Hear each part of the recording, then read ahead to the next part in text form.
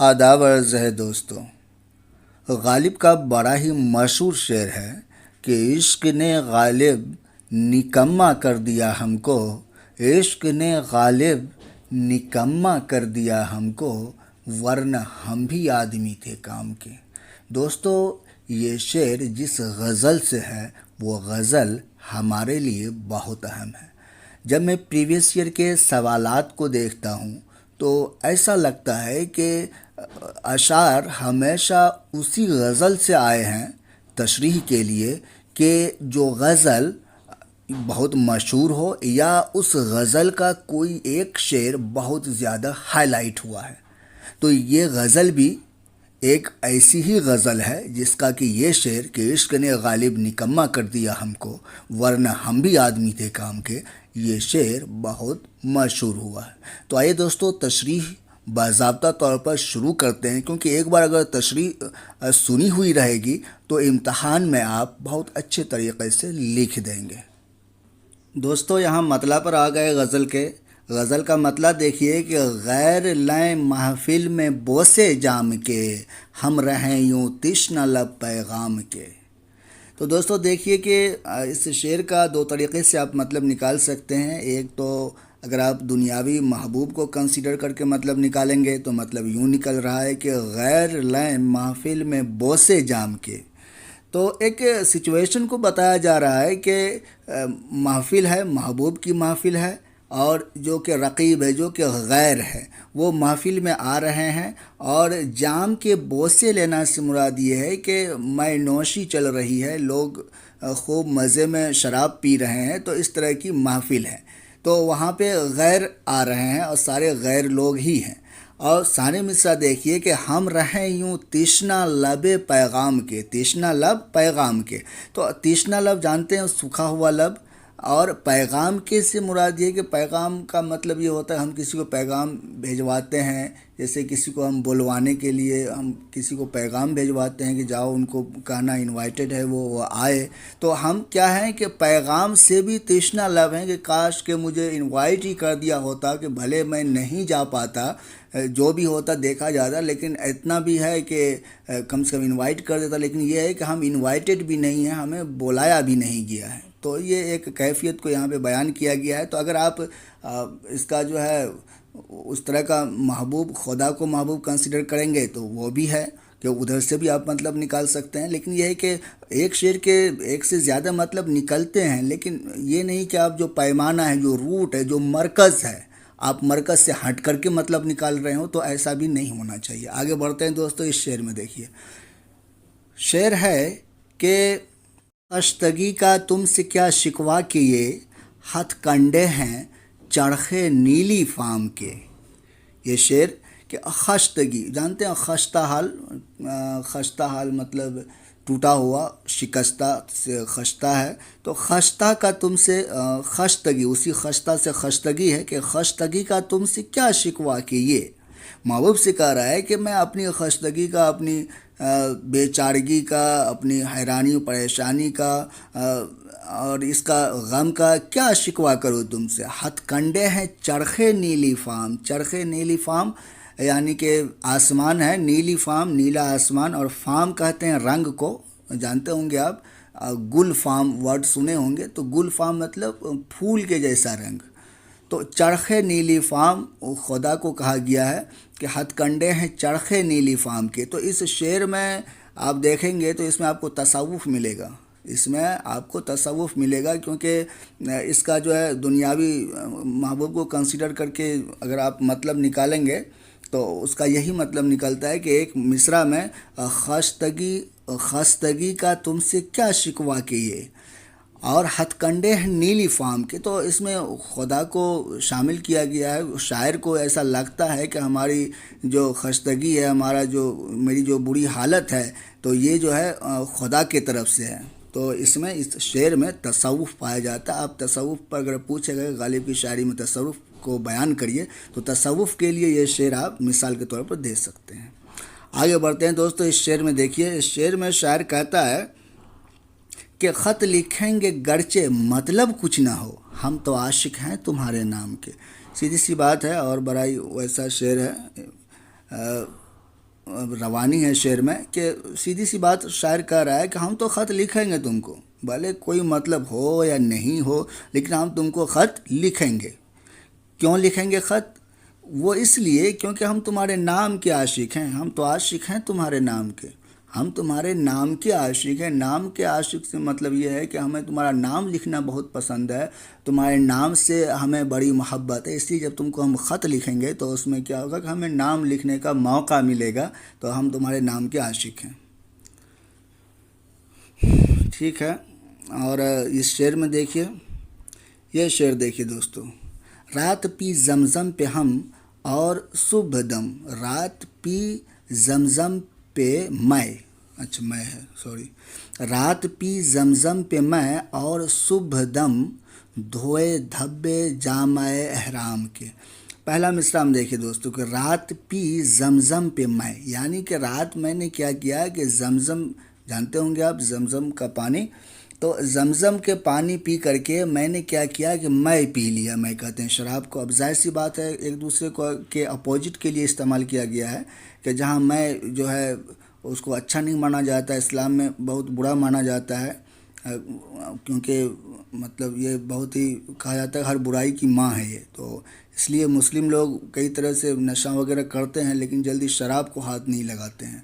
تو کیونکہ بڑا ہی برا مانا گیا ہے اس میں اسلام میں۔ تو رات پی زمزم پہ میں، یعنی کہ زمزم پہ میں نے میں پی لیا، اور صبح دم، اور صبح میں ایسا کیا کیا میں نے کہ دھوئے دھبے جامع احرام کے۔ جامع احرام کہتے ہیں، جامع کہتے ہیں کپڑا کو، احرام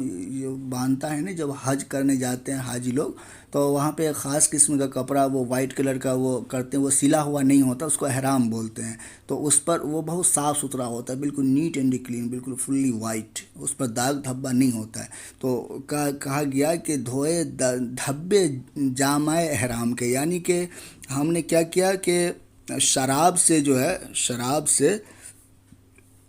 زمزم کا جو اچھائی تھی اس کو میں نے شراب کا یہاں پہ ذکر ہے، اور شاعر جو ہے شراب کو بڑا یہاں پہ اس شعر میں شراب کو ترجیح دیا گیا ہے کہ غالب صاحب شوخی میں بڑا بولتے رہتے ہیں شراب کے بارے میں، کئی اشعار ہیں آپ کو مل جائیں گے کہ یہ شراب کو بڑا پسند کرتے ہیں، کئی ایسے اشعار ہیں جس سے یہ ثابت ہوتا ہے کہ یہ شراب کو بڑا پسند کرتے ہیں، اس طرح سے شراب کی بڑائی بیان کرتے رہتے ہیں، شراب کی خوبیوں کو بیان کرتے رہتے ہیں، اور بڑا مطلب شرمندہ نہیں ہوتے ہیں کہ ہم شرابی ہیں، ایسا نہیں، بالکل وہ کر کے بولتے ہیں کہ ہاں پورا سینہ تان کے، اور خوب ذکر کرتے رہتے ہیں کہ ہم تو خوب شراب پیتے ہیں بھائی، ہم تو اچھے شرابی ہیں، اس طرح سے۔ اور روز شراب پیتے تھے شام میں مغرب کے بعد، اب جانتے ہوں گے آپ کہ مغرب کی اذان کے بعد گلاس میں لال کپڑا لپیٹ کر رکھتے تھے، اذان ہوئی ادھر چنا کے ساتھ اپنا شروع ہو گئے۔ اور بھی اشعار ہیں شراب کا، جیسے کہ ایک میں آپ کو سناؤں کہ یہ مسائل تصوف یہ تیرا بیان غالب، تجھے ہم ولی سمجھتے جو نہ بادہ خار ہوتا، تو وہاں بھی ذکر ہے اور یہاں بھی وہی بات ہے۔ تو دوستو کئی بار ہوتا ہے کیا ہے کہ شعر یہ جو ہے نا ویڈیو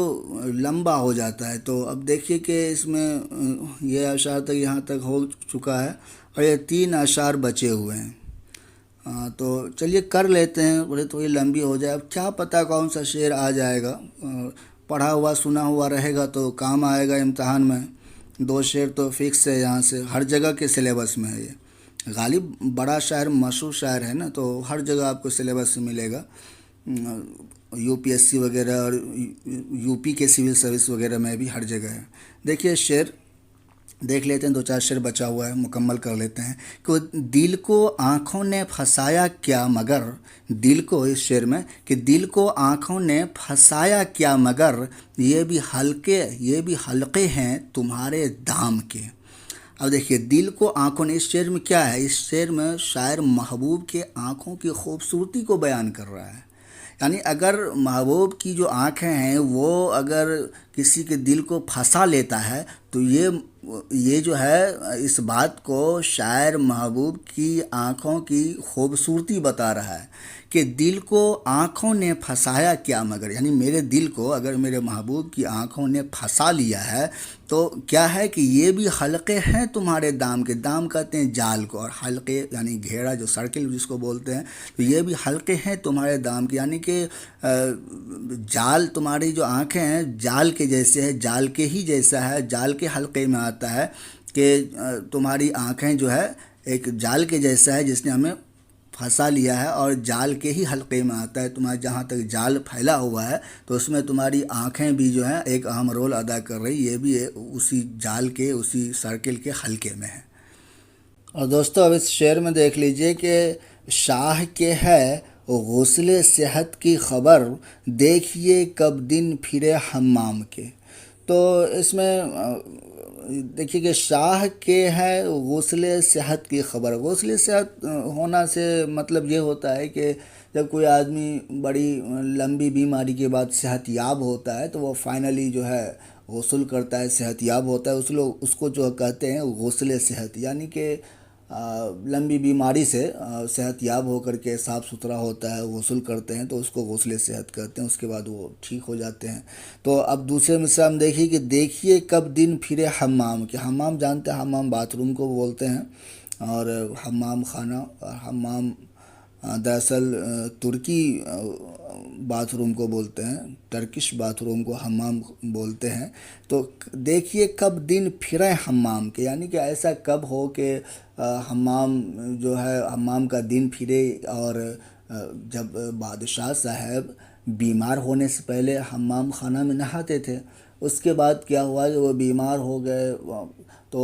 کیا ہوگا کہ حمام خانے سے جو ہے ان کا تعلق تھوڑا سا دوری ہو گئی، کیونکہ بستر پہ ہی رہتے تھے، بیمار آدمی کہاں رہے گا، بستر پڑے رہیں گے تو پھر وہ روز روز نہانے کا بھی نہیں رہتا ہے۔ تو کب دن پھرے، یعنی کہ کب حمام خانے کا بھی دن پھرے اور کب جو ہے بادشاہ کا بھی دن پھرے۔